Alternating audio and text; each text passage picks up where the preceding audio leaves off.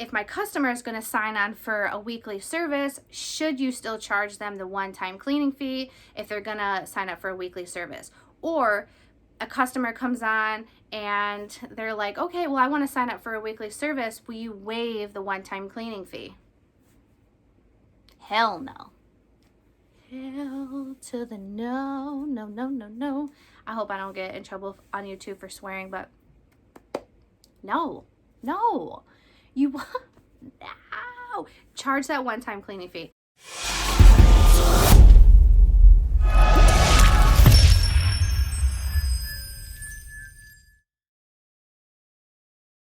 All right, let's hop right into this. Should you charge a one-time cleaning fee or a first-time cleaning fee? Okay, let me break this down for you guys.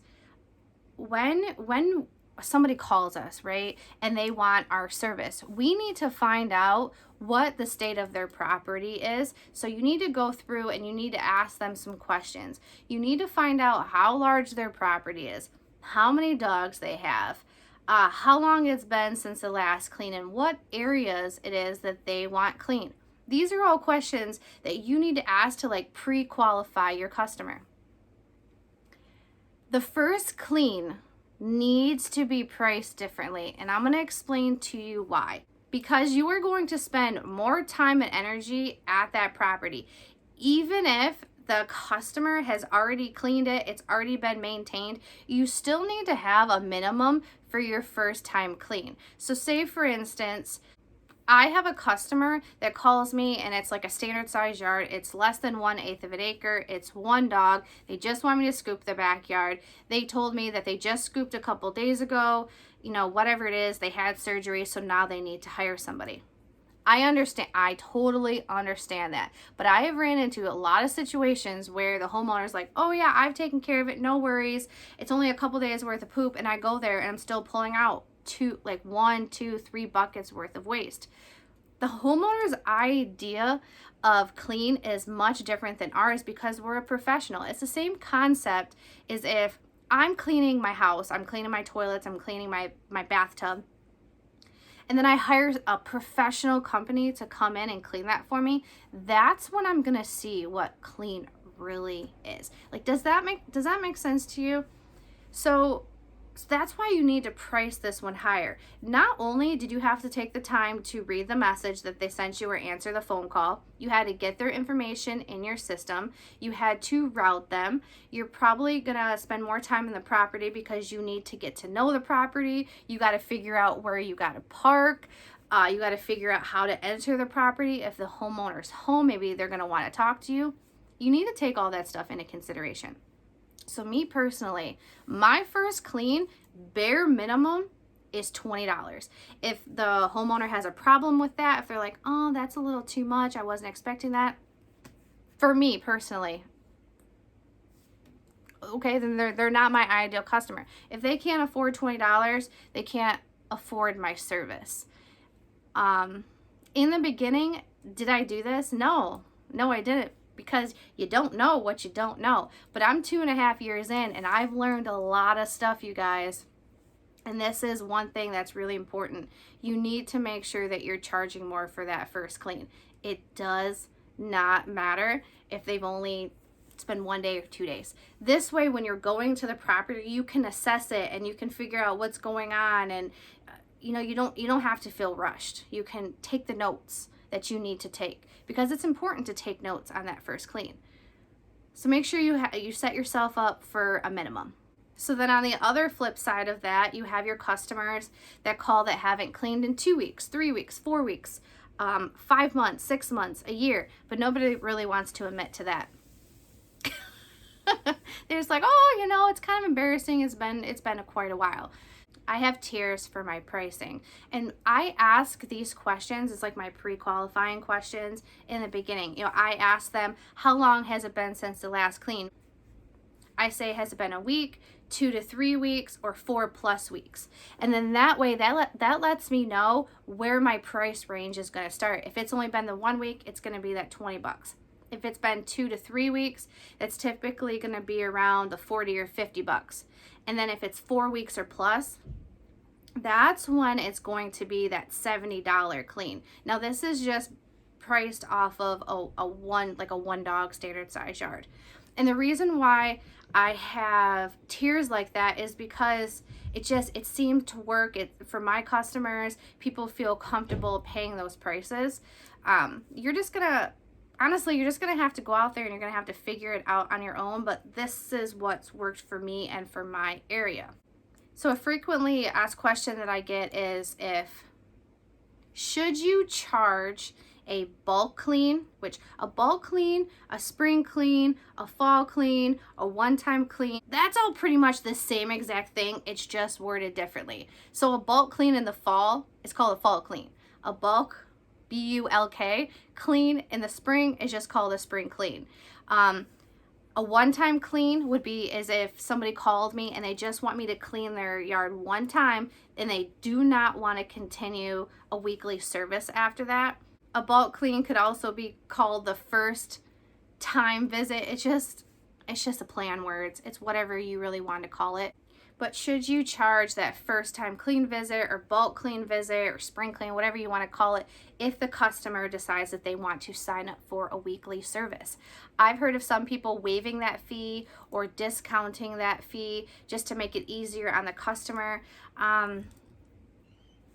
I mean, it's up to you. It's all dependent on what you want to do. I can only tell you from my personal experience, I do not waive that cleaning fee. I've done that in the past for somebody that said that they wanted to sign up for a weekly service. I discounted that clean, and then guess what? They canceled service on me.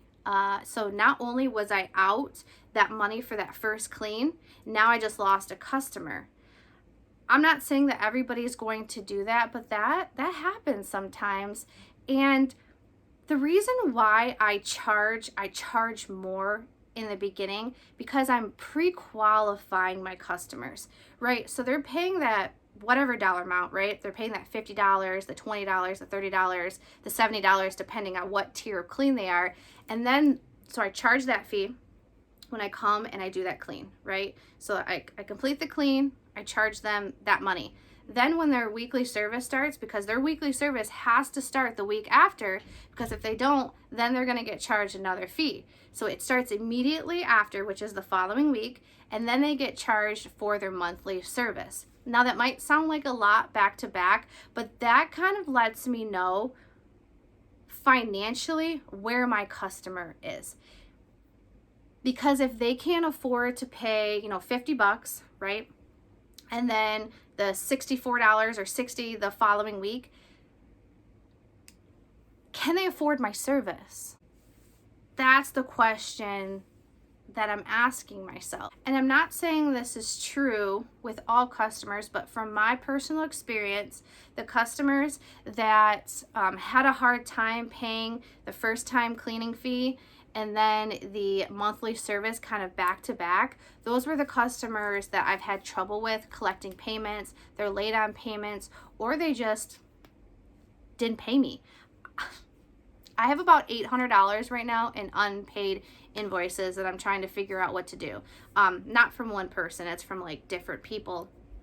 And these are from customers that in the beginning were like, oh, can you waive that fee? Or can you discount that fee? Or, oh, that was much more expensive than I had anticipated. You get what I'm saying? They didn't have as much expendable income. So it's really all about pre-qualifying your customers.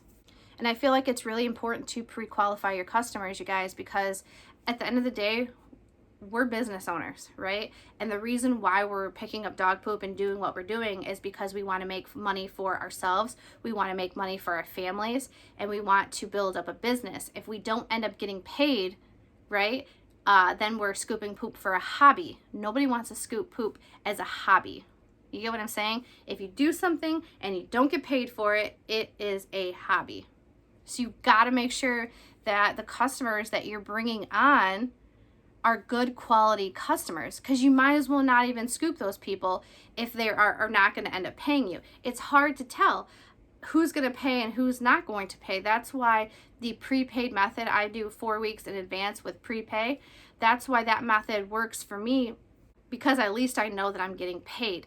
The times that I have gotten like screwed over are the times where I've been more relaxed, when a customer's like, oh, do you mind if I pay you in 2 weeks when I get my disability check or when I get my paycheck?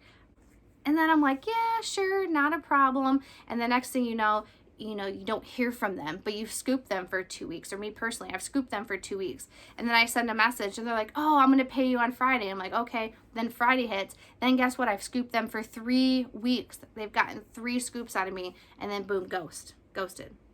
Never to hear from them again. So this is really a long-winded answer of yes, please charge a one-time cleaning fee or a first-time cleaning fee before you start somebody's weekly service. Because you don't know what the property looks like, you don't know what you're walking into, and it's easier to throw them a higher price, get in the backyard, and then realize that there's not that much waste to take out, and drop the price down where you feel good about it, the customer feels good about it. Then you go into the backyard and you gave them a low price, realize that there's a lot more back there, you're mad, right? And it's not like you can go to the customer and be like, oh, well, I'm actually gonna have to bump your price up because there's a lot more back here than I anticipated. Which you can do that. I have done that before. But sometimes the customers are not happy about it.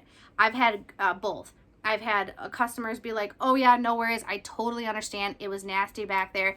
And then I've had another customer be like, well, no, that's the price that you gave me. So I just had to eat that. I mean, I could have walked away, be like, I'm not doing this, but I didn't really want to get a bad review, so I just kind of like sucked it up. All right, you guys, I hope that answered your question. I hope that helps a little bit to kind of like clear up what a one-time clean, a bulk clean, a spring clean, a fall clean is. It's pretty much, it's just all the same thing, just called something different, and there's just different tiers for pricing. But you just have to figure out what your pricing is, because your pricing is not going to be the same as my pricing. All right, so if you have any questions or you want me to dive deeper into that, onto a specific portion of it, leave that down in the comments so I can make a video. I know this one was kind of broad, but I hope that it helped. So if you guys like this video, smash that thumbs up. If you didn't like this video, well, yeah, no, there is a button for that as well, but don't do that. And if you guys haven't subscribed yet, what are you waiting for? Hit that subscribe button. And until next time, bye.